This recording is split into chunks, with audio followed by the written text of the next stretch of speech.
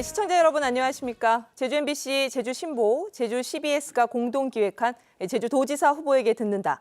오늘 진행을 맡은 김현선입니다. 제주 MBC는 제주 신보, 제주 CBS와 함께 도지사 후보의 철학과 정책을 검증해보는 토론회를 마련하고 있습니다. 각계 전문가들과 채택한 10대 아젠다를 중심으로 후보자의 정책과 공약을 검증함으로써 유권자들의 현명한 선택을 돕고자 합니다. 지난주 녹색당 고은영 후보를 시작으로 제주도지사 선거에 출마한 5명의 후보들을 매주 한 분씩 모셔 이야기를 나누고 있습니다. 토론에서 다뤄지는 질문들은 패널로 참석한 각계 전문가들과 함께 협의해 선정했고 후보 측에는 사전에 어떠한 질문지도 제공하지 않습니다. 제주 MBC, 제주 신보, 제주 CBS가 공동 기획한 제주도지사 후보에게 듣는다. 지금부터 시작하겠습니다. 오늘 만나볼 도지사 후보의 주인공은 40년을 행정에 있다가 정치인으로 변신하신 분이십니다. 자유한국당 김방훈 후보 모셨습니다. 안녕하세요, 김 후보님. 네, 안녕하세요. 네. 사전에 질문을 전혀 드리지 않아서요. 네, 긴장됩니다. 약간, 긴장하셨을 수 있을 텐데 컨디션 괜찮으신가요? 예, 괜찮습니다. 아유, 다행입니다. 예. 네. 지난 지방선거에도 출마를 하셨었어요. 본선에는 이번이 처음이시지만. 네, 4년 전에 예비 네, 후보 네. 했었습니다. 다시 출마를 결심하신 이유 궁금합니다. 아무래도 제주도는 제주도 지사는 제주도를 구석구석 잘 알고 제주도민과 소통을 해왔던 사람이 도지사를 해야 된다 그런 생각을 합니다. 아까 자유한국당 도지사 후보로 말씀을 하셨는데 자유한국당 하면 많은 분들이 신뢰를 좀 안 하세요. 그런데 걱정을 많이 하는데요. 도지사는 사실 당이 하는 게 아니고 또 정치가보다는 행정가가 하는 거라고 생각이 됩니다. 그래서 저는 결심을 했다는 말씀 드립니다. 네, 그 풍부한 행정의 경험이 네, 그렇습니다. 도지사 후보로서 적합한지 날카롭게 검증해 보도록 하겠습니다. 네. 자, 이제부터 후보를 알아보는 순서 시작하겠습니다. 저희가 본인을 소개할 키워드를 사전에 부탁드렸는데요. 준비되셨습니까? 예, 네네네. 했습니다. 소개해 주시죠. 네. 김방훈은 행정가이다. 김방훈은 예. 행정가이다. 예. 네. 예. 뭐 사실 아까도 말씀드렸지만 40년을 행정에 계셨고 네. 뭐 요직을 두루 섭렵을 하셨어요. 네. 그래서 그런 행정 경험이 다른 후보와 가장 차별화된 지점이다. 이렇게 생각을 하신 것 같습니다. 네. 사실 저는 73년도에 공직 시험을 봐서 기술직으로 공직 시작을 했고요. 행운하면 행운하라고 표현할 수 있습니다만은 기술직으로 도의국장까지 했고 그 과정에서 서귀포시, 남제주군청, 제주도청, 제주시청, 관공서 다 다녀봤고요. 그다음 행정직에 부시장, 시장, 자치행정국장 하여튼 최종의 정무 부지사까지 했기 때문에 그러한 경험은 쉽게 찾아볼 수 없는 그런 영광을 얻었습니다만 그 소중한 경험을 이제는 도민을 미래를 위해서 봉사를 해야 된다 그런 생각입니다. 예. 행정가가 지사를 해야 네. 된다. 네, 네. 그렇게 말씀하셨네요. 네. 네, 본인이 선택한 키워드를 통해서 후보의 생각을 잠시 들어봤고요. 유권자들이 생각하는 김방훈 후보에 대한 이미지도 매우 궁금합니다. 그래서 이 자리에 유권자를 대표해서 함께 이야기 나누실 분들 모셨습니다. 저희 토론회에는 도내 학계와 시민사회단체 등 각계 인사 13분이 자문단으로 참여하셨습니다. 그분들 가운데 4분이 이 자리에 패널로 함께 해주셨는데요. 한 분씩 소개해드리도록 하겠습니다.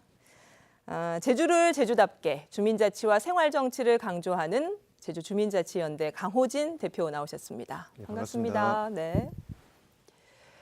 더불어 함께 살며 행복한 나눔을 지향하는 사회적 기업 서미다의 김종현 대표님 나오셨습니다. 네, 안녕하십니까. 안녕하세요. 김종현입니다. 섬다운 섬, 제주다움을 이야기하는 제주대학교 건축학부 김태일 교수님 나오셨습니다. 네, 안녕하십니까. 반갑습니다. 네, 마지막으로 제주 안에서 제주 청년의 미래를 꿈꾸는 제주 청년 네트워크 유서영 대표입니다. 네, 반갑습니다. 유서영입니다. 네, 그 패널분들 아까 그 행정가를 키워드로 본인의 이제 짤막한 소개를 들으셨는데 뭐 다들 공감하고 인정하시고 뭐 그렇습니까? 네.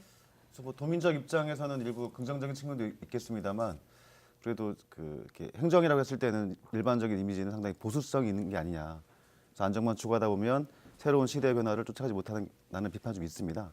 그래서 오히려 그 삼신성, 창조성, 혁신성이 지금 제주 사회에 요구되는 게 아닌가라는 의견도 있는데요. 이에 대한 좀 반론 있으시면 부탁드리겠습니다. 제가 오랜 경험을 해본 결과 도민들은 사실 따뜻한 사람, 그리고 친절한 사람, 그리고 뭔가 말만 말고 진짜 말을 잘 들어주는 사람, 그런 사람을 도민들은 원하세요. 그러면서도 새로운 환경, 또 그러면서도 시대적에 맞는 공무원, 그런 사람을 찾고 있는 거기 때문에 그런 부분에서는 늘 마음속 깊이 생기면서 시대에 맞는 그런 그 공부라 하면 공부고 그런 생각 많이 갖고 생활을 했기 때문에 저는 자신이 있다고 생각을 합니다.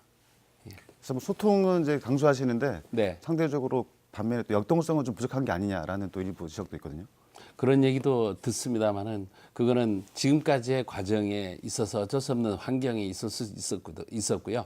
그러나 저는 지금 현재는 많은 도민들과 대화해 온 그 경험을 살려서 이제 앞으로는 정말 진정성 있는 우리 제주도의 도민의 행복을 위해서 앞으로 일을 해 나가야 된다. 그런 생각으로 마무리를 하겠습니다. 또 다른 분들 의견. 네. 일단 이제 선거나 마케팅이나 차별화가 되게 중요한데요. 이렇게 후보들 중에서 유일하게 행정가 출신이어서 차별화는 명확하신 것 같습니다. 예. 근데 이제 그동안 제주도 지방자치 역사를 보면 현직 지사를 제외하고는 모두 행정가 출신의 지사님이었거든요. 그래서 도민사회에서는 행정가 출신 지사에 대한 장단점을 또 잘 알고 있지 않은가. 또 때로는 이제 피로감을 호소하는 분도 많았던 것 같습니다.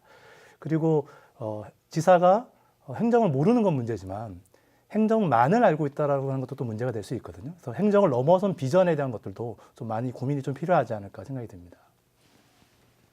아무튼 공무원 자체는 물론 틀에 박힌 그 법 규정 내에서 일을 하다 보면 도민들과의 괴리가 되는 그런 부분이 분명히 있습니다. 하지만 법의 목적이 그 목적이 어떻게 탄생이 됐는가, 도민을 위한 길이 어떤 길인가 한 거를 해석을 하게 되면 도민과의 행정 업무 처리 과정에는 그리 어려움이 없이 도민들 호응 속에서 일을 할 수 있기 때문에 물론 과거에 지사님께서 나름대로 다 비전 또 나름대로의 그 스타일이 있습니다만은 그러한 분들을 제가 모셔왔기 때문에 그런 부분들을 다 융합해서 일을 하게 되면 아마 도민들하고 일하는 데는 그런 무리가 없이 할 수 있다 그런 생각을 말씀드립니다.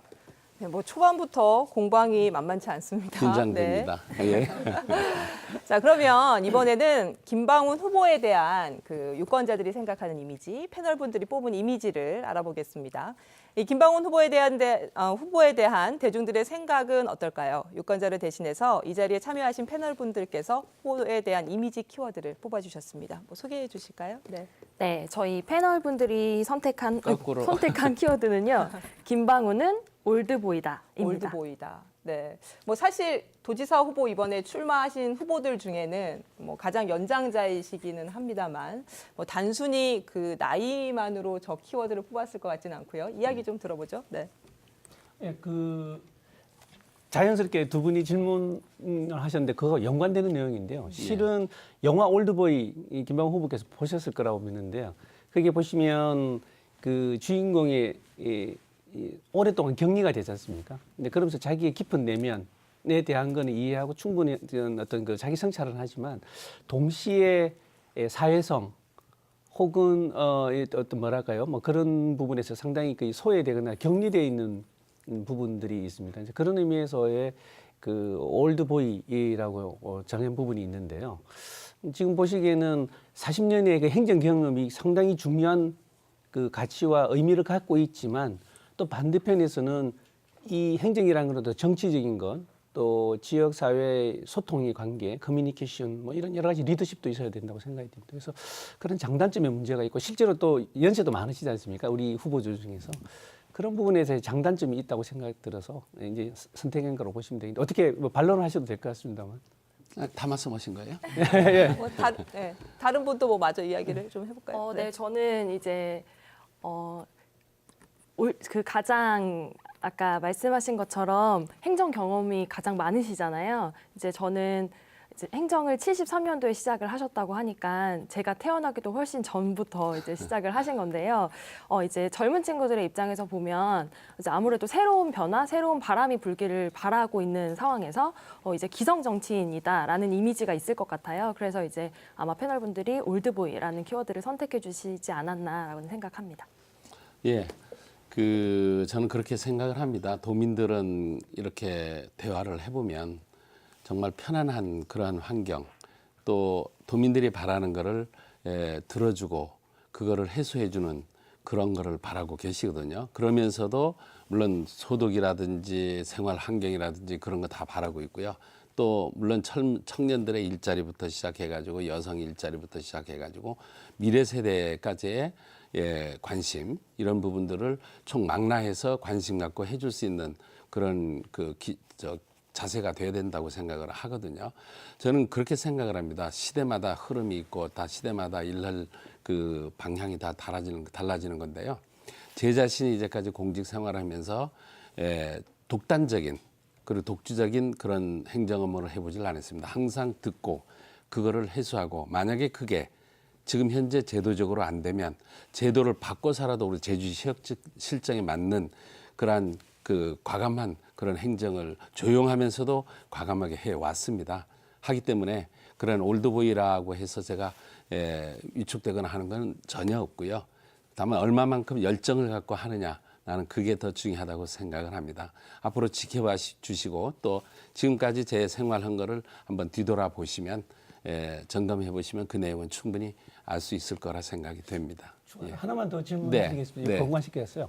그 연륜이 의미 있고 굉장히 가치가 있다고 말씀하신 것 같은데 지금 최근에 정치적인 흐름은 이제 급변하고 있는 것 같습니다. 유럽 같은 경우에는 프랑스도 뭐 대표적인 예입니다만 그리스도 그렇고 가까이 있는 일본 지방자치단체장들도 40대, 50대의 기술론에서 굉장히 많이 바뀌어가고 있거든요. 네.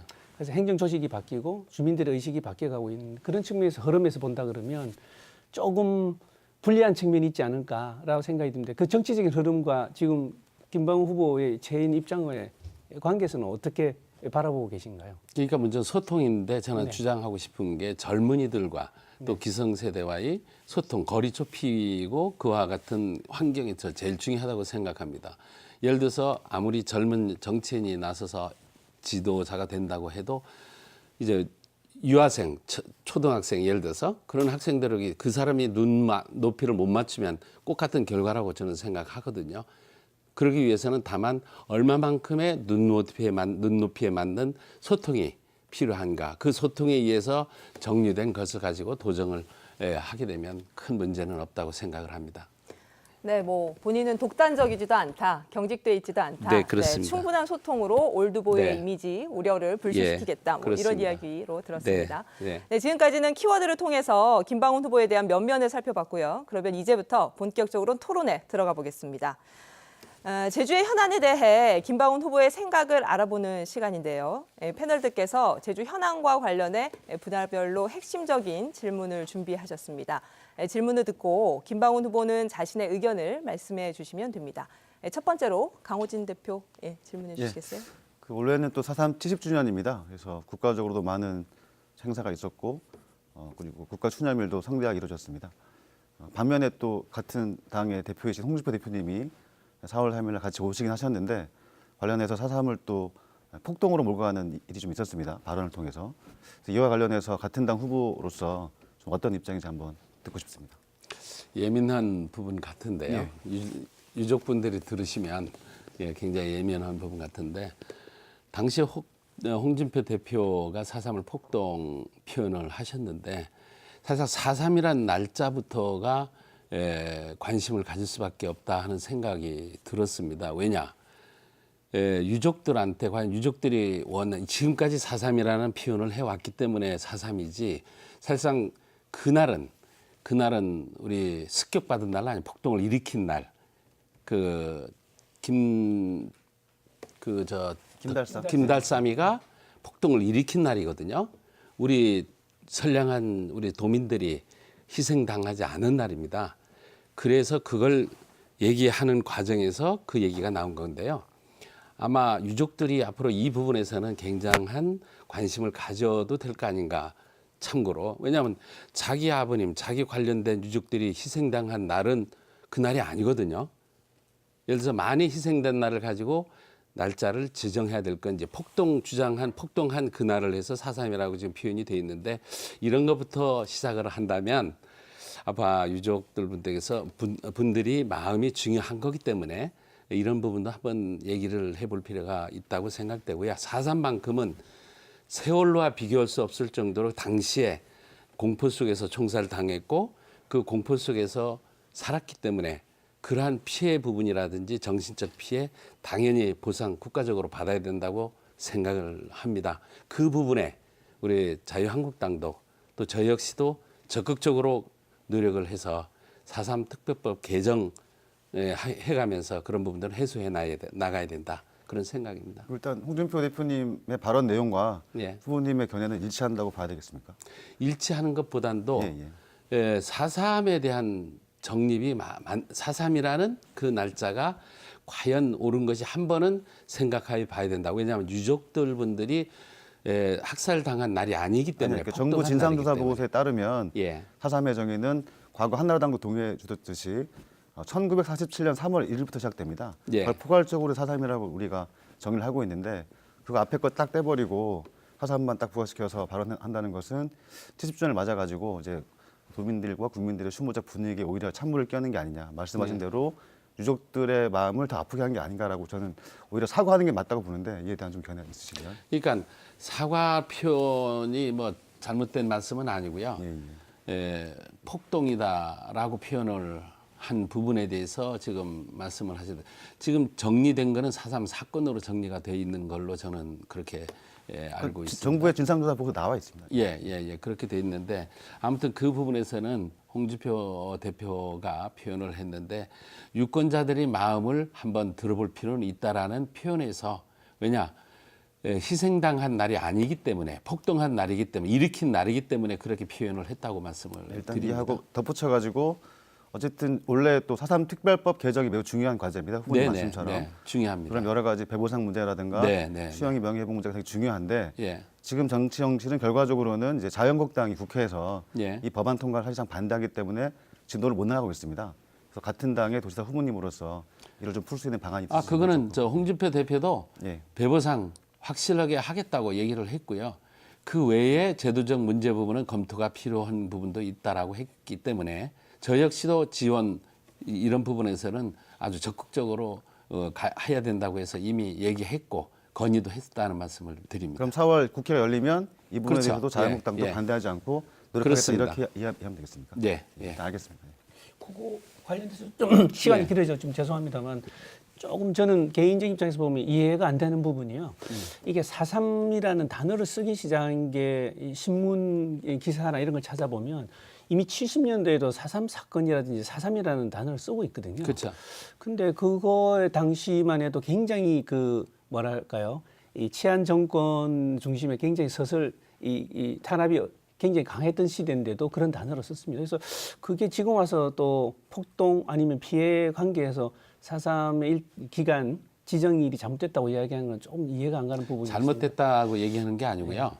유족들의 마음을 한번 들어볼 필요는 있다는 뜻에서 얘기한 겁니다. 왜냐하면 아버지가 돌아간 날이 분명히 있는데 학살이 많이 된 날이 있는데 왜 폭동한 날을 했을까 그런 의구심을 낸 것이지 그거를 잘못된 걸로 표현한 건 아닙니다. 근데 그렇다 그러면 박근혜 정부 때 국가 기념일로 지정을 했지 않습니까? 예. 추념일로 죄송합니다. 그렇다 그러면 충분한 논의 없이 지정한 저것도 문제가 있지 않을까 하는 생각이 들어서 이제 추가적으로 드린 말씀. 예, 그거는 유족과 당시에 지금 현재 4.3 그 사무실 그 관련된 분들하고 충분한 얘기가 됐는 것까지는 확인을 못했습니다만 아무튼 그런 뜻에서 했다는 말씀은 드리겠습니다.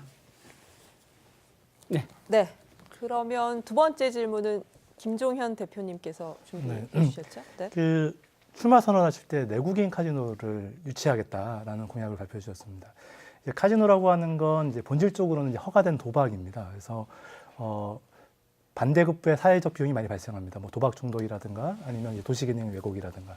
그래서 매우 제한된 지역에 제한적 대상을만으로만 허가하는 게 원칙이고요. 그래서 국내에서는 아시다시피 이제 폐광 지역에 경제적 위기가 도래하자 아주 제한된 시기에 한해서 이제 강원랜드라고 하는 내국인 카지노가 극약 처방이죠. 이제 경제적 극약 처방이 내렸는데요.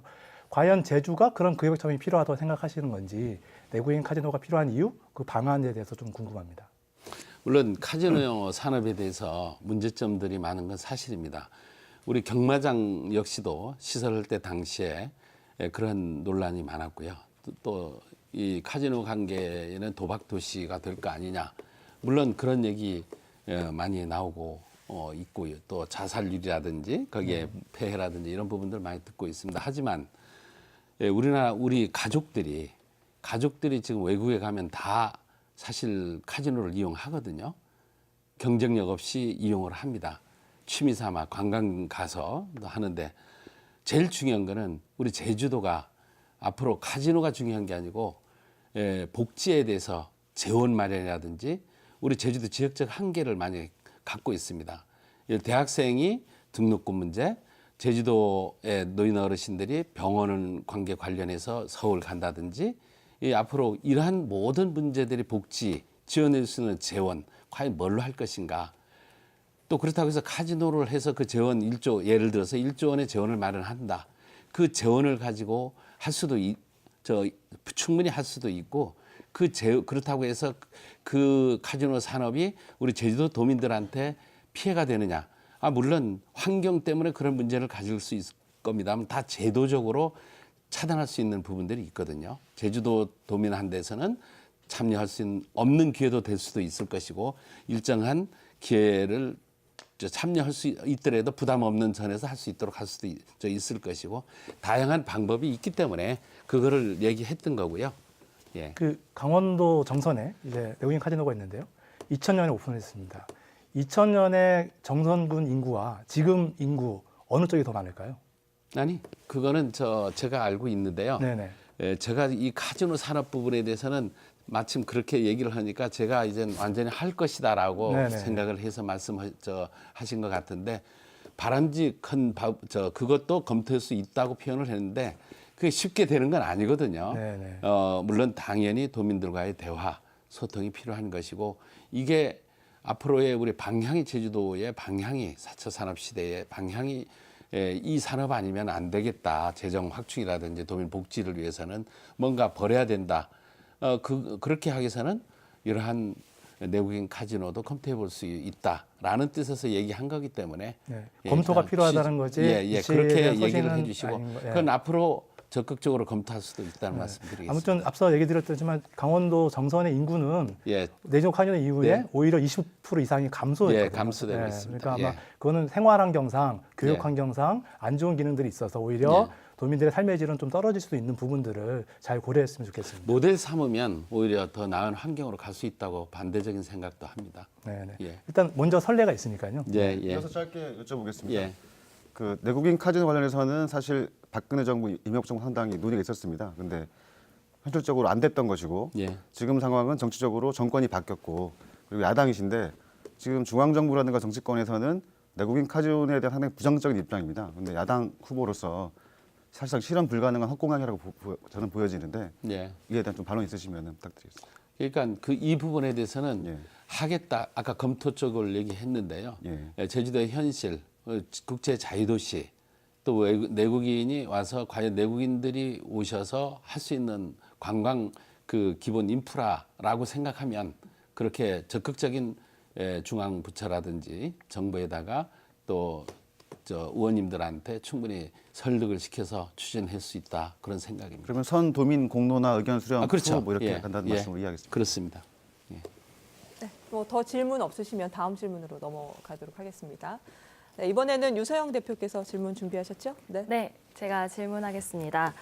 지난해 진행된 제주 청년 실태조사에 대해서 혹시 알고 계시나요? 네, 이 실태조사 결과에 보면 연령이나 주거지, 성별 이런 거에 상관없이 가장 주력해야 할 정책 순위 1순위로 꼽힌 것이 있습니다. 뭐일 것 같으신가요? 여성이요? 여성이 아니고요. 바로 고용 환경입니다. 그래서 이 고용 환경에 대해서 제주 청년들이 느끼는 어떤 불안이라던가 뭐 그런 부분들이 불만족 부분들이 있는데요. 이제 후보자께서 내신 그 청년 일자리 관련된 정책 중에 청년들이 도내 중소기업에 뭐 2, 3년 정도 근무를 하면 학자금 대출을 상환해주는 이런 정책을 제시를 하셨습니다. 이제 지역 내 기업, 중소기업 취업을 유도하고 이제 대학생들 학자금 대출 상환을 해주는 이런 정책인 것 같은데요. 사실상 이 정책이 시행된다 하더라도 지금 도내의 중소기업 그 85%가 4인 이하의 영세기업입니다. 그렇기 때문에 이 정책이 실현된다 하더라도 실제로 현실 가능성이 있을까라고 하는 의구심이 좀 들긴 하고요. 이제 근본적으로 해결해야 할 미스매칭에 대한 문제를 과연 이 정책으로 해소할 수 있을까? 그리고 도민들이 특히 청년들이 원하는 고용환경 개선, 근로환경 개선 이런 부분들을 이런 정책으로 해소할 수 있을까라는 의구심이 좀 들거든요. 그러니까 이런 부분이 좀 취약하신 것 같은데 어떤 생각하시는지 궁금합니다. 지금 고용센터에서 구인 구직난을 보면 미스매치가 안 돼가지고 구인난, 구직난 다 따로따로 굉장히 차이가 많습니다. 사실 아까 등록금 관계도 말씀드린 거는 그럼에도 불구하고 구인난이 이 중소기업 업체에서 사람이 안 오니까 그러면 젊은이라도 일단은 등록금을 지원해주고 일자리 2, 3년 동안 가서 근무할 수 있도록 하고 대기업은 제외입니다. 할 수 있도록 해서 지역의 경제도 활성화하고 청년 일자리도 해소하는 그런 그 논리로 지금 정책을 말씀을 드린 건데요. 물론 제주도 지역의 산업 부분에 대해서는 아주 미약합니다. 그런 부분에 미약하지만 그래도 그러한 환경을 만들어줘야 되기 때문에 일부 청소년이라도 그런 환경에서 생활하면 해소할 수 있는 부분이 되지 않느냐 그런 생각에서 그런 정책을 내놨다는 말씀을 드리겠습니다. 근데 또 한 가지 궁금한 것은 이제 요 조사에 보면 제주 청년들이 이제 제주도에서 나의 능력을 실현할 수 있다라고 생각하는 비율이 그렇지 않다라고 생각하는 비율보다 훨씬 적습니다. 그러니까 본인이 도내에서 나의 꿈을 실현할 만한 어떤 기반이 없다라고 생각하는 비율이 꽤 높은 편인데요. 이제 그런 면에서 본다면 단순히 학자금 대출만 상환을 해주고 도내에 잔류하게 하는 것이 이제 미래지향적인 정책인가라는 의구심도 좀 들거든요. 그래서 그런 부분은 또 어떻게 생각하시는지. 물론 우리 제주도 산업별로 구분하게 된 관광산업이 대부분인데요. 관광산업에 종사하는 그 일자리가 지금 대부분이 우리 젊은 청년들이 많이 거기에서 그 종사를 하고 있는데 자기하고 맞지 않는 부분들이 많이 있어서 자꾸 이직을 하고 하는 거를 자꾸 보았습니다. 그런 부분이지만 그렇다고 해서 그 부분을 그대로 놔둘 수 없는 현실이고 그렇다고 해서 2차 산업에 다른 그 여건을 만들어주는 그런 환경이 아직까지는 지역적으로는 아니고요. 그래서 일단 이 부분에 대해서는 다양한 우리 정책 개발로 인해 가지고 청년들이 일할 수 있는 환경을 앞으로 만들어 나가야 된다 그런 말씀을 드리겠습니다. 보통 뭐 이게 많은 이제 청년 문제에 관심이다 보니까 이제 뭐 재형 저축을 하겠다, 어떤 이제 소득을 지원하겠다라고 하는 정책들이 많은데요. 일단 근본적으로는 지역의 이제 경제 환경과 기업들의 환경이 미래지향적으로 좀 이제 혁신할 때 좋은 일자리를 만들어지는 거 아니겠습니까? 그러면 기존의 산업들을 어떻게 창조적으로 혁신하면서 미래에 맞게 대응하는 좋은 이제 활력적인 생태계를 만들 거라고 하는 부분들에 조금 더 관심을 가지고 청년 정책이라든가 경제 정책이 좀 개발됐으면 좋겠다는 바람이 좀 있습니다. 동의합니다. 네. 네, 뭐 더 없으신가요? 네, 네. 그럼 뭐 다음 주제로 넘어가도록 하겠습니다. 네, 김태희 교수님. 네. 뭐 저는 아무래도 도시 건축 쪽이니까 개발에 관련돼서 좀 질문을 드려야 되겠습니다. 우리 김방 후보께서 싫어하실지는 모르겠습니다만 공약을 쭉 들여다 보니까 예. 물론 이제 이 공론화를 거친다는 단서는 달았습니다만 지역 균형 발전을 위해서 신도시 개발을 하겠다. 그래서 지역의 어떤 갈등 구조를 해소한다는 말씀도 하셨고요. 또 하나는 이제 뭐랄까요, 이 여러 가지 대규모 개발을 했을 경우에는 중수도 사업을 의무화하겠다라는 이런 말씀들을 하셨습니다. 근데 자세히 들여다보면 어떤 행태로는 토목 중심의 대규모 개발을 하겠다라는 취지로 읽혀드리는 부분이 있습니다. 제가 잘못 이해하는지 모르겠습니다만. 그리고 죄송합니다만 재직하고 계실 때 오라 관광단지, 우리 제주 사회를 뜨겁게 달갔던 오라 관광단지에 대한 개발에 대한 허가도 났댔습니다. 물론 직접 하신 건 아니겠지만 그런 부분에서 보면 아직까지도 토목 중심의 대규모 개발을 지향하고 계신 듯한 인상을 많이 받았습니다. 그래서 과연 그렇다면 환경수도를 지향하는 환경을 베이스로서 발전하겠다고 우리가 계속 목표를 세우고 있는데 그거와의 관계는 어떻게 되는가? 즉 다시 말씀드려서 후보께서는 제주도의 도시 개발을 어떤 식으로 가야 되는가에 대한 좀 비전이 전혀 안 보이는 것 같습니다. 그래서 그런 부분에 대한 구체적인 말씀을 해주시고요. 두 번째는 만약에 도지사가 되시면 뜨거운 감자인 오랑 관광 단지 개발 어떻게 하실 것인지 그 두 가지만 좀 간단하게 대답해 주시면. 네, 일단은 뭐 김태일 교수님께서 잘 아시다시피 생활 환경이 중요하지 않습니까? 도시 과밀화 현상이 되면 어떻게 된다는 것 잘 아시지 않습니까? 공동화되면 어떻게 된다는 것. 과밀화든 공동화 현상이든 다 생활 환경은 안 좋은 입장 아닙니까?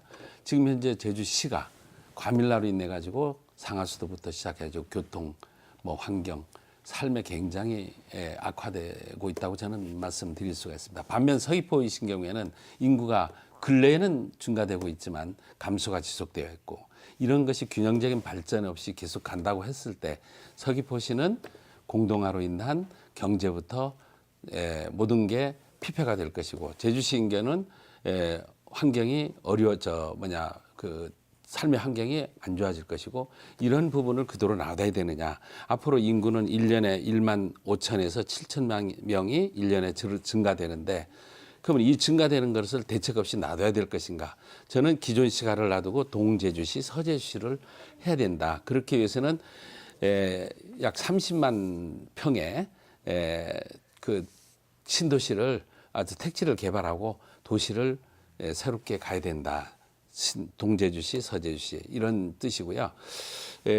그렇게 해야만이 우리가 그런 과정에서 삶의 환경을 더 쾌적하게 만들 수 있겠다 그런 생각이고 오라광단 단지 관계인 경우에는 뭐 아까 도지사가 되면 말씀을 하셨는데 저는 되든 안 되든 오라관광단지 관계는 그 환경 도시 관련 없이 우리 도정에서 수십 년 동안 그 지역은 관광단지 지역으로 지정을 해가지고 외국에 가서 투자 유치를 해왔던 곳입니다. 제주도가 유치를 해왔던 곳인데 계속적으로 했는데 재정 여건이 어려워서 부도나고 지연되고 뭐 보류되고 하면서 계속 지어왔는데 일정한 투자자가 이제 나타나서 거기를 이제 개발을 하려고 지금 시작하는 거 아닙니까? 시작하는데 지금까지도 안 돼 있는 상황인데 여기가 기후 환경이 수려하고 개발되지 안 된 곳이었으면 검토해야죠, 새롭게. 하지만 선문화 축제하면서 이미 개발이 돼 있던 곳이고 이용해 왔던 것이기 때문에 여기에 따른 상하수도 문제라든지 쓰레기 문제라든지 이런 부분들이 해소가 된다라고 하고 하면 고용 창출이라든지 지역 경제 활성화를 위해서도 이 부분에는 해야 된다. 저는 그런 생각입니다. 그럼 추가로 말씀드리는 거는 이제 동쪽 서쪽에 택지 개발 말씀하시는데 재생이라는 흐름이 국가적인 큰 정책 중에 하나입니다. 근데 그거는 택지 개발보다는 있는 자원을 어떻게 활용할 건가에 대한 초점인데요. 그거하고 관련성에서 짧게만 좀 말씀해 주시면 감사하겠습니다. 도시재생 원도시 부분에 대해서는요. 꼭 원도시만은 아닙니다. 아무튼 원도심인 경우에는 저는 도시재생 사업을 분명히 과감하게 해야 된다고 생각합니다. 고밀화해서 물론 문화재 부분이라든지 기존 문화 이런 부분은 관광 부분 굉장히 면밀하게 검토를 하되 나머지 구역에는 고밀화 정책으로 가가지고 젊은 장년층들이 들어오고 거기에 상가가 활성화되는 그런 정책으로 가야 된다고 저는 소신을 갖습니다. 그 관광개발과 관련돼서 이제 시기별로 관광개발이 갖고 있는 사회적 가치와 사회적 비용이 좀 달라질 것 같습니다. 과거에는 저희가 도시 기능이 충분했고 인프라가 충분했고 그다음에 숙박도 좀 부족했고 일자리도 필요했기 때문에 관광 개발에 대한 도민들의 여론이 높았습니다만은 최근에는 아시다시피 상하수도도 포화되어 있고 쓰레기 문제라든가 도시의 기본 인프라 기능이 이미 한계치를 넘어서는 국면입니다. 그러면 이제 새로운 개발이라고 하는 건 사회적 비용이 과거보다 훨씬 더 커지고요. 그다음에 이제 숙박이나 이런 것들은 이제 포화 상태라고 하는 우려들이 나오기 때문에 그것이 발생하는 사회적 가치는 이제 줄어드는 상황인데 지속적으로 이제 개발만을 주장한다라는 게 좀 문제가 있을 수 있을 것 같고요. 두 번째는 제가 노영타워 허가를 보니까 우회도로에 한 360억 정도가 소요되는데 개발 사업자한테는 한 70억 정도만을 부담시키는 것보다 깜짝 놀랐습니다. 왜냐하면 그거는 개발에 따른 사회적 비용들을 도민이 부담하는 걸로 전이되는 거거든요. 그래서 실제로는 그런 비용들이 충분히 개발 사업자한테 전체적으로 부담될 수 있는 환경적 개선이 없는 개발은 좀 문제이지 않을까라는 좀 생각이 있는데요. 어떻게 생각하십니까? 그 첫 번째 얘기하는 도시 확산 그거는 아니고요. 계속 인구가 증가된다고 했을 때 어떻게 할 겁니까? 그러면 기존 시가지 과밀인데 또 계속 그 상황에서 있을 수 있게끔 하는 건 안 되거든요. 도시 개발은 해야 됩니다. 해줘. 신도시를 개발해서 인구 증가되는 양을 분산화해서 가야 된다는 거는 뭐 나중에 보시면 알겠지만 그거는 해야 되는 상황이고요. 지금 현재 노영타워 그쪽 부분에 말씀을 하셨는데 그 부분은 우리 사회적 기반 시설 자체는 인구 증가에 따라서 관광 변화에 따라서 미리 기반 시설이 돼 있어야 되는데 그렇지 못하기 때문에 새로운 시설이 들어왔을 때 그거에 맞춰서 이거를 부담을 시키는 거거든요. 사실 이 부담이 옳은 것인가 이거는 논의할 필요는 있습니다. 왔으니까 당연히 이런 발생 문제점들이 있기 때문에 부담을 해라. 그런 지금 논리로 지금 말씀을 하시는 건데 만약에 우리가 장기적인 계획에 의해서 인구가 이렇게 갈 것이다. 25년 뒤에 앞으로 관광은 어떻게 변할 것인가. 이런 예측 가능한 그 우리가 계획이 서 있고 그거에 따른 기반 시설이 돼 있어야 되는 건데 그게 안 돼서 지금 그런 현상이 지금 벌어진다. 현재적 상황이 이제 안 돼 있는 상황이에요. 안 돼 있는 상황이기 그래서 때문에 하수도도 넘쳐가는 네. 상황인데 네. 그렇다면 지금은 전체적인 것들을 좀 새롭게 재구성해야 되는 시점인 것 같고요. 네. 그러니까 도시 기능의 인프라를 개선하는, 그러니까 상하수도라든가 쓰레기 문제를 개선하는 문제와 네. 도시 기능을 확장해서 더 많은 인구를 유입하는 개발을 하는 문제는 이두 개를 좀 분리해서 볼 필요가 있지 않나라는 좀 의견이 있습니다. 뭐 맞는 말이고요. 도시계획이라는 게 다 각자 나름대로의 주장을 많이 하기 때문에 한 가지로 정립이 안 되는 경우가 많거든요. 근데 지금 아까 말씀하는 부분도 들어오는 그 사업자가 상하수도 문제, 다 쓰레기 문제, 제시하는 요건을 다 충족시키겠다고 그 의견을 냈기 때문에 그런 부분이 이제 최종 승인까지 난 것이고 이 부분에 대해서는 앞으로도 논란이 되겠지만 하나하나 서로 간에 대화로 풀어나가야 될 사항이라고 생각을 합니다. 여권에서 짧게 말씀 올리겠습니다. 질문인데 그러면 오라관광단지에 대해서 이제 긍정적인 입장이시긴 한데 예. 그러면 후보님께서는 이미 행정구역도 동서로 나누겠다. 예. 그리고 도청도 현재 그 제주시권에서 서귀포권으로 옮기겠다 하셨습니다. 그런데 오라관광단지가 만약 구체화됐을 경우에는 상주 인구 포함하면 하루 5만 6만이거든요. 제주시 중심이 더 가파될 수밖에 없는데 그럼 이런 논리라면 후보님이 내신 도청의 산남 이전 공약이나 지역균형 발전과는 오히려 역행하는 게 아니냐라고 물어볼 수밖에 없는데 어떻습니까? 아니 그 5, 6만 인구가 거기에 계속적으로 상주한다고도 볼 수 있는데 아무튼 거기에 계속적으로 이용한다고 봐야 되겠지만 그렇다고 해서 서귀포시 지역에 피폐된 예를 들어 공동화 현상을 놔둘 수는 없다고 생각되고요. 도청을 산남 이전 부분에서는 짤막하게 얘기하면 논란이 사실 많습니다. 뻔하지 않습니까? 왜 도청을 산남으로 이전해서 저 표를 일단 전부 오라관광단지 것만 답변 부탁드립니다. 관광단지 건만큼은 이동하는 그 수단이 대부분이기 때문에 아마 지역 전체적으로 골고루 경제 활성화라든지 그러한 유동 인구로 생각을 하시는 쪽이 난 더 비중이 더 많다고 봅니다. 일단 적극 찬성으로 이해하겠습니다. 네. 그러면 짧게 제가 질문 하나만 드리고 네. 갔으면 좋겠는데요. 그러면 오라단지 부분 관련해서 아까 이제 하수나 쓰레기 처리 계획만 적절하게 이루어진다고 하면 추진이 돼야 된다라고 말씀하셨는데 그 사전 자본 검증과 관련된 내용이 계속 이슈가 되지 않았습니까? 네. 그러면 그 사전 자본 검증 결과와 관계없이 추진이 되어야 된다 이렇게 생각을 하시는 건가요? 그건 지금 현재 자본 검증 규정에 의해 가지고 하고 있기 때문에 앞으로 50만 평방미터 이상의 대규모 사업들까지는 자본 검증을 해야 된다라고 하는 조례가 이미 제정이 돼 있기 때문에 자본 검증도 중간에 하지 말고 초창기에 해서 이 기업이 정말 신뢰가 있는가, 투자 여건이 된가 한 거를 미리 판단을 해서 투자를 할 수 있도록 아니면 투자가 안 되도록 이거를 해줘야 기업도 우리 제주도도 신뢰를 쌓을 수 있다 이런 생각입니다. 그러면 오라단지에 대한 사전 자본 검증이 이루어지는 부분은 이루어지는 부분에서는 뭔가 긍정적으로 생각을 합니다. 그 투자의 신뢰성을 이루는 부분 때문에 조금 부정적인 의견도 피력을 하셨던 걸로 알고 있는데 예. 그러니까 무슨 얘기냐면 그 사업이 신청할 당시에는 그런 제도가 없어서 그 제도에 의해 가지고 전부 마쳤는데 갑자기 나온 게 자본 검증이거든요. 법이 없는 이게 신뢰성이 일렀다는 얘기죠. 예. 그런 부분은 조금 예, 아쉬운 네, 부분입니다. 그렇게 생각하시는 예. 얘기시네요. 네. 네. 일단 저희가 그 네티즌 여러분들의 질문도 받았습니다. 예, 네. 그 질문을 제가 좀 대신해서 드릴까 하는데요. 사전에 그 SNS를 통해서 네티즌들의 질문을 받았고 그 중에 하나를 골랐습니다. 지금 네. 질문 드리겠는데요. 공항 주차 문제와 관련된 질문입니다. 예. 공항 주차장에 상주하는 렌터카 업체를 외부로 나가려고 하고는 그 자리에 다시 렌터카 순환버스들이 들어와 주차장을 차지했습니다. 결국 이런 상황은 다시 공항 주변 불법 주차로 이어지는 악순환으로 이어지고 있다. 해결책을 묻고 싶습니다라고 하셨습니다. 뭐 간단하게 답변 좀 부탁드립니다. 사실 공항 주차 문제 부분에서는 작년, 재작년 그 눈 사태, 폭설로 인한 사태로 교통 대란이 있었습니다. 그때 당시에 차량 그 흐름 때문에 교통 주차 부분에 대해서 더 많이 얘기가 나왔고요.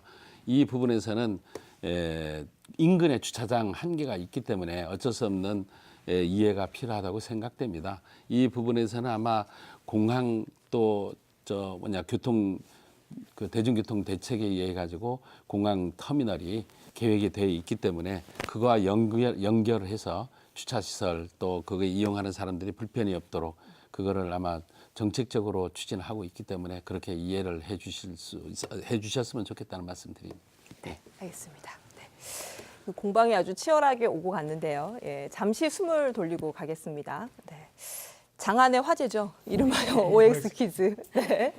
그 간단한 질문들을 몇 가지를 드릴 거예요. 그래서 짧게 질문 3가지를 드리고 질문에 대한 답은 저기 OX판으로만 대답을 할 수 네, 있습니다. 네, 예. 네, 질문을 듣고 바로 OX판을 들어주시면 네. 됩니다. 네. 첫 번째 질문입니다. 네.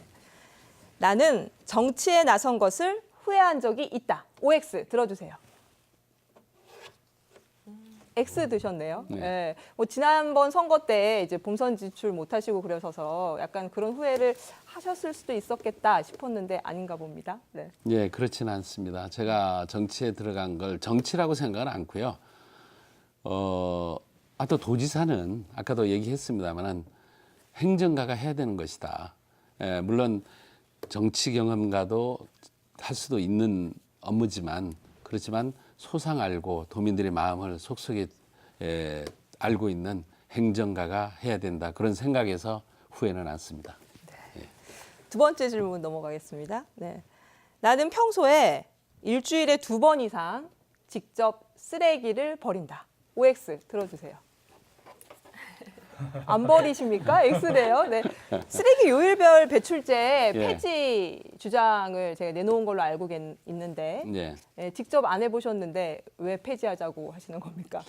소통을 많이 했거든요. 네. 예, 사실 소통을 많이 했습니다. 얼마 전에 어린이들한테 그 공약상 건의를 들어봤는데요. 어린이요. 예, 어린이 네. 녹색 어린이 재단에서 네. 실시한 그 행사인데 어린이 5학년 어린이가 요일별 배출 싫어요.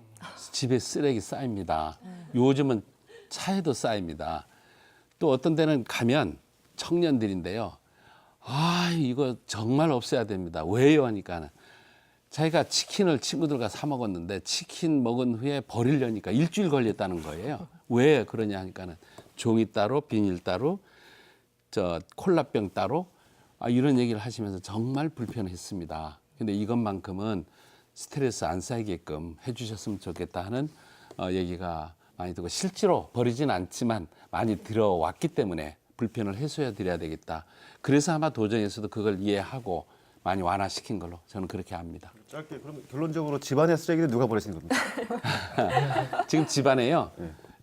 지금 안 사람하고 둘이 있는데 많이 발생하지는 않고요.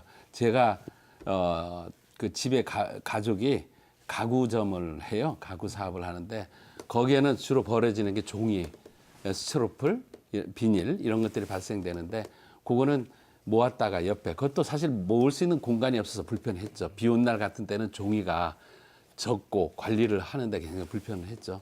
하지만 감수해 왔다는 말씀 드리겠습니다. 예. 근데 요일별 배출제는 예. 그 부지사로 계실 때 추진했었던 정책이지 않습니까? 그렇습니다. 근데 지금 뭐 폐지하자고 이야기를 하셔서 유권자들이 듣기에는 본인이 있을 때 추진했던 정책인데 예. 왜 폐지하자는 걸까? 뭐 이런 생각을 하실 수도 있을 것 같습니다.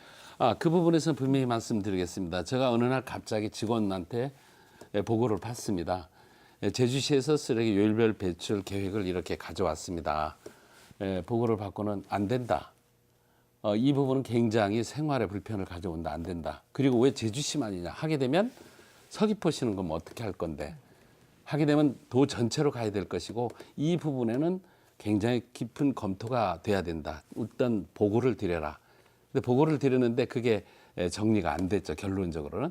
그래서 이제 보고를 드리면 지사님한테 보고 드린 거 아닙니까? 그래서 저 입장에서는 지사님이 판단을 기다려야 되기 때문에 그래서 그 판단에 의해서 진행이 됐는데 진행되는 과정에서도 저는 분명히 얘기를 했습니다. 성상별로 묶어라. 최소화시켜라. 불편하지 않도록. 맨 처음은 한 번씩 일주일에 한 번씩만 버리게 계획해 온 거예요.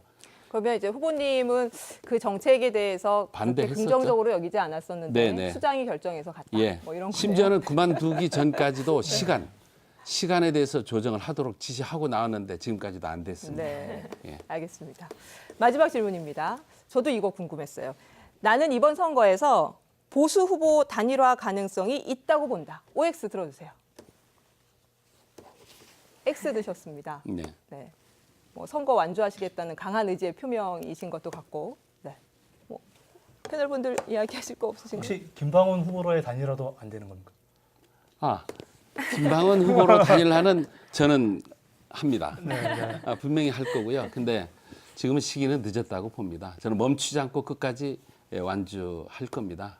도민들이 정말 그러한 것을 보고 싶어 하고 있고 기다리고 있다는 말씀 드리겠습니다. 투표용지에 이름은 나오시는 걸로 이렇게 이야기했습니다. 예, 투표용지에 김방훈 이름 분명히 나올 겁니다. 알겠습니다. 예. 알겠습니다. 자, 이제 다시 진지한 이야기로 돌아가 보겠습니다. 제주 현안과 관련한 질문 다시 시작하겠습니다.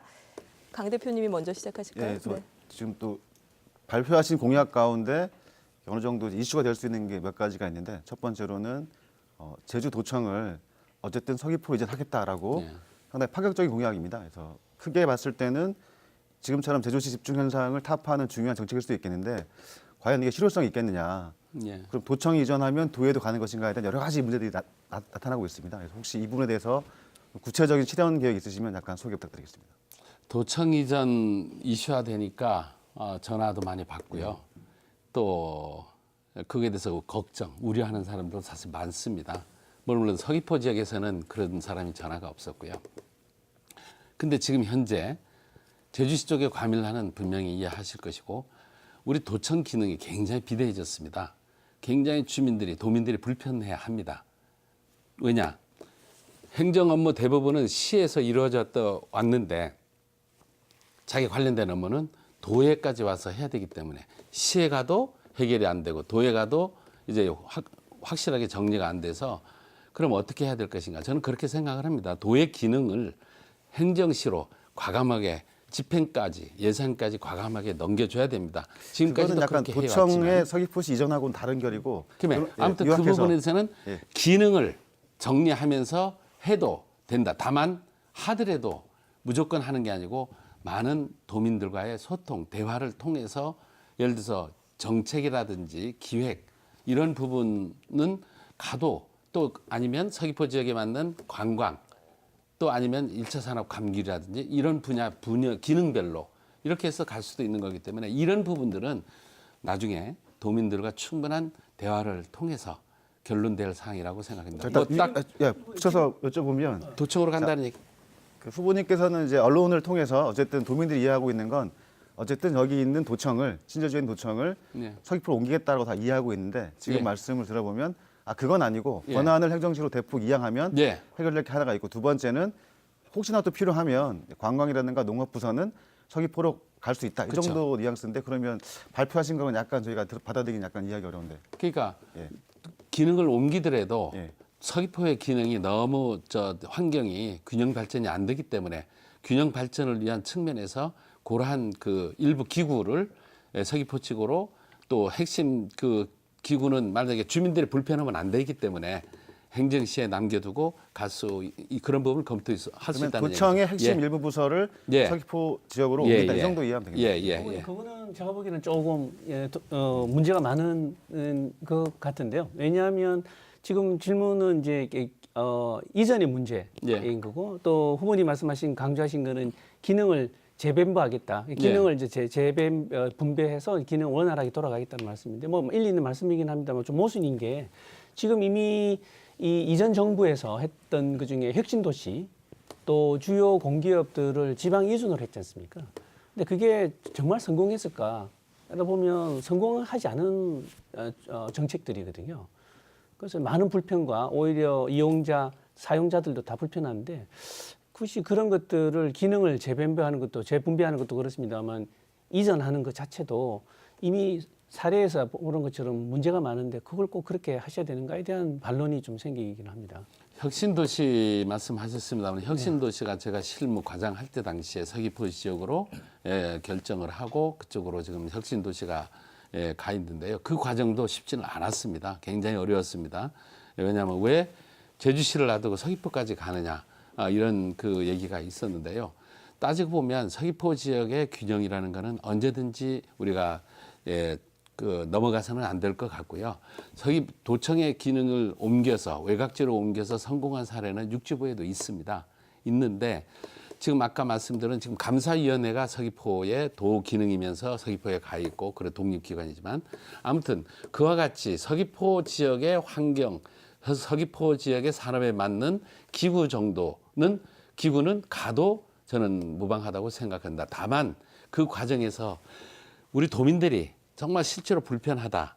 실제로 도민 생활에 어려움이 있다. 예를 들어서 저는 그렇게까지도 생각했습니다. 그럼 각종 도시위원회 회의할 때 서귀포까지 넘어가야 될 것인가? 그렇게 생각할 수 있거든요. 무슨 새마을 지도자 분여회 회의 있다. 도 분여회. 서귀포까지 아이고 어떻게 갈 거라 이런 얘기 할 수 있거든요. 하지만 저는 그런 게까지 생각합니다. 그거는 제주에서 하되 도청에 관련된 업무, 관련된 부서가 도로 넘어오는 거죠. 제주시로 오는 겁니다. 후보님께서는 이전은 하시겠다는 건 확실하신 거죠? 아니, 그러니까 기능을 그렇게 분배하겠다는 얘기죠. 일단 알겠고 이어서 예. 지금 행정 계층 구조는 아니시고 행정 구역을 동서로 하겠다는 거지 않습니까? 예. 그래서 뭐 무슨 성산포에 하든 대전에 하든 예. 의미가 있다고 보는데 4년 전 도지사 출마하실 때 그때 분명히 기자회견을 통해서 행정 계층 구조 구체적으로는 기초자치단체 부활과 관련해서 예. 주민투표로 결정하셨겠다라고 발표한 게 있어요. 근데 이번에 다 싹 빠져버렸는데 예. 이에 대한 혹시 입장 있으시면 부탁드리겠습니다. 아무튼 행정 시를 제가 동서로 해가지고 한다고 했는데 행정구역 말고 단계고요. 행정계층구죠. 예. 그 다음으로 아까 기초자치단체 부활 관계는 그것이 지금의 정책에는 빠져 있지만 이제 기능을 재편을 해서 동제주시, 서제주시, 서귀포시 이렇게 해서 구분이 돼서 기초자치단체 부활 관계는 앞으로 도민들의 많은 의견을 수렴해서 결론 지어 나가야 될 그런 상황으로 말씀드리겠습니다. 만약 지사님 되시면 임기 때는 어쨌든 해결하겠다 이런 말씀으로 이해되겠습니까? 예, 그 부분에 대해서 얘기할 수 있습니다. 알겠습니다. 예. 네. 두 번째 질문으로 넘어가겠습니다. 네, 유 대표님. 네, 제가 질문 드리겠습니다. 최근 그 여성 관련해서 3대 여성 정책 발표를 하셨습니다. 네, 그 정책에 보면 여성의 도정 참여 비율을 확대하겠다라고 하는 정책을 또 내놓으셨는데요. 이제 현재 제주도 소속 각종 위원회에 그 여성 참여 비율이 법률상 기준치인 40%에 못 미치고 있습니다. 특히 제주도 같은 경우는 목표치를 42%까지 잡았는데 실질적으로는 30%대에 머물고 있거든요. 그리고 뭐 특히 좀 전문직이라고 하는 기술심의위원회라던가 안전관리위원회 같은 경우는 5%에도 미치지 못하는 비율입니다. 이렇게 따지고 보면 인원당 전체 인원의 1명, 2명 정도가 이제 그 위원회에 속해 있는 것인데요. 구체적으로 여성 참여 비율을 어떻게 확대하실지 좀 현실적인 방안 제시해 주시고 확대하시면 몇 %까지 확대하실지 구체적인 수치도 좀 제시해 주시면 좋겠습니다. 여성 성차별을 없애고 또 여성 참여 기회를 확대하기 위해서 42%까지 기준을 마련한 건 맞고요. 근데 자원이 사실 없습니다. 심의위원회를 구성하려고 예를 들어서 자원을 뽑으면 특히 기술 분야가 없거든요. 그래서 자원 없어서 육지부에까지 체크를 해야 될 정도로 그러니까 우리 입장에서는 제주도 순수한 제주도 여성으로서 그 관련 부서의 전문가, 학계 뭐 이런 부분을 필요로 한데 사실 많이 없으세요. 그래서 앞으로 이 부분에 대해서는 자원 발굴을 제일 먼저 노력을 해야 될 것 같고요. 다양한 루트를 통해서 그 다음 이런 부분들은 확산시켜 나가면은 도정 참여하는데 여성분들이 크게 비율 높이는 것은 큰 문제가 없다고 저는 생각을 합니다. 이거는 자원이 없어서 안 되어 왔고 안 되는 것이지 자원 발굴과 그러한 의지가 있으면 충분히 해소되리라 저는 생각을 합니다. 네, 같은 문제로 이제 청년 참여 비율 확대도 이제 같이 논의되고 있는데요. 같은 대답을 제가 들었어요. 이제 청년 참여 비율을 뭐 5%에서 최대 뭐 30% 이상 확대하겠다라고 하는 이제 기본 계획 안에 그런 게 들어 있는데 그때도 마찬가지로 청년 전문 인력이 없다. 그리고 뭐 관련해서 뭐 이제 할 수 있는 위원회에 역량이 되는 친구들이 없다라는 말씀을 많이 하시거든요. 근데 예. 실제로 이제 그러려면 찾아보시지도 않지 않았나 막 이런 얘기들을 청년들 사이에서는 합니다. 그러니까 구체적으로 어느 정도 사전 조사도 안 되어 있고 전문 인력에 대한 그 조사도 안 돼 있는 상황에서 무조건 공약으로 몇 %까지 늘리겠다라고 하는 것은 좀 무의미하지 않은가. 그래서 제가 현실적인 그 방안을 좀 물어본 것이고요. 아까 제가 말씀드렸던 여성 참여 비율 뭐 몇 %까지는 확대하겠다라고 하는 구체적인 공약도 같이 제시해 주셨으면 좋겠습니다. 그거는 저 그렇게 말씀을 드리겠습니다. 제도적인 문제가 있는 것 같은데요. 일단 대학생들, 청년들의 자원이 중요한 거기 때문에 학교와의 관계, 학교와의 그 평상시에 그 자원을 충분히 파악을 하게 되면 그런 부분들은 청년 부분들은 많이 해소가 된다고 생각이 되고요. 뭐 여성 부분에 대해서는 YWCA라든지 여성 단체를 통해서 자원을 충분히 찾으면 충분하리라 생각을 합니다. 그래서 아마 그런 부분들도 단체, 여성 단체와들과의 충분한 대화를 통해서 해소시켜 나갈 수 있다고 생각을 합니다. 예. 네, 제가 이제 여성 정책을 좀 바라보니까요. 그래도 이제 공직에 오래 계셨지 않습니까? 그러면 이제 공직 사회에서 여성 공무원의 지위라든가 위치를 한번 좀 고민해 볼 필요가 있다 생각이 들었습니다. 그래서 보니까 여성 공무원 비율은 30% 이상 상당히 높은데 5급 이상 공무원 비율은 상대적으로 적더라고요. 혹시 공직 사회에서 여성의 지위를 어떻게 높이실지에 대한 고민이 있으신 적이 있으신지 혹시 방안이 있으신지 궁금합니다. 여성 중요합니다. 왜냐하면 우리 평상시 여성 하게 되면 따뜻한 마음, 도민들과의 접촉할 때 당시에 그 분위기를 따뜻하게 해줄 수 있는 그런 장점도 가지고 있고요. 여성 공직자들이 30%이면서도 고위공직자는 없다는 그 부분에서 말씀하시는데 사실상 그 고위공직자가 되게 되면 인사 부분에서 그 근무 평정 그리고 또 몇 프로는 특혜적인 그런 발탁 인사 그런 기준이 있습니다. 조직을 활성화를 하기 위해서는 발탁 인사 부분이 필요하고요. 평상시에는 그 부서에서 열심히 일하는 여성 공직자상이 굉장히 필요합니다. 또 그렇게 하면서도 배점 기준, 인사 평정 그 점수 기준 관계를 좀 배려하는 그런 부분들이 제도적으로 있게 되면 아마 여성 공직자들이 고위직으로 갈 수 있는 그런 기회는 높아지리라 생각을 합니다. 예. 네. 그 마지막 질문 될 것 같습니다. 김 대표님 이번 질문은 질문과 답변을 조금 짤막하게 가져가도록 하겠습니다. 그 네. 4차 산업혁명과 관련된 공약을 좀 제시해 주셨습니다. 그래서 위원회도 만드시고 뭐 드론이라든가 스마트 농업, 뭐 교통수단이나 태양광 발전들에 대해서 이야기하셨는데요. 4차 산업혁명이 제주에 미치는 위기와 기회가 어떤 것인지, 어떤 대응을 갖고 계신지, 대응책 갖고 계신지 궁금합니다. 일단은 그렇게 말씀을 드리겠습니다. 2016년 경제포럼에서 세계 경제포럼에서 앞으로의 나아가야 될 방향에 대해서는 창의적인 교육이다. 미래에 대한 창의적인 교육이 일단은 먼저 돼야 된다. 새와 알파고와 그 이세돌 9단이 바둑 대국에서 나왔듯이 거기에서 창의적인 바둑 한 수, 79수라는 한 수 때문에 그 많은 기보가 외워 있는 알파고를 이겼던 그런 거를 우리가 느낄 수 있었지만 아무튼 4차 산업 부분에 대해서는 우리가 다가오는 직장이 49%가 향후에 2030년이면 없어질 것이다. 새로운 일자리가 나올 것이다. 이런 그 얘기들이 많습니다. 그래서 이제 그 부분에 대해서 우리가 앞으로 그런 기구를 구성해 가지고 대처해 나갈 수 있는 환경을 만들어야 된다. 그런 생각에서 정책을 내놨다는 말씀을 드리겠습니다. 네, 김 후보님, 예, 패널분들, 예, 어느새 토론을 마무리할 시간이 됐습니다. 그 유권자분들에게 마지막으로 당부하실 말씀이 있을 것 같습니다. 기회 드리겠습니다. 네. 네. 저는 제주도 도민을 주인이라고 표현을 하겠습니다. 주인님, 머슴은 정말 말 잘 들어야 되고, 말 잘나는 것보다는 말을 잘 들어야 되고, 정말 훌륭한 그 사람보다는 정말 따뜻하고 친절한 사람이 저는 중요하다고 생각을 합니다. 정치가가 과연 도지사를 해야 될 것인가, 아니면 행정가가 해야 될 것인가, 이는 도민들이, 주인님들이 판단입니다. 머슴을 부리기 위해서는 잘 판단하셔서 우리 제주도가 미래에 갈 수 있는 전후의 기회라고 생각합니다. 열심히 해서 보답하도록 하겠습니다. 많은 성원 당부드리겠습니다. 고맙습니다. 네, 시청자 여러분 어떻게 보셨습니까? 후보자의 철학과 비전을 들여다볼 수 있는 시간이 되셨기를 바랍니다. 다음 주 이 시간에는 제주도지사 후보에게 듣는다 세 번째 시간으로 바른미래당 장성철 후보와 함께 하겠습니다. 다음 이 시간 다시 찾아뵙겠습니다. 지금까지 시청해주신 여러분 고맙습니다.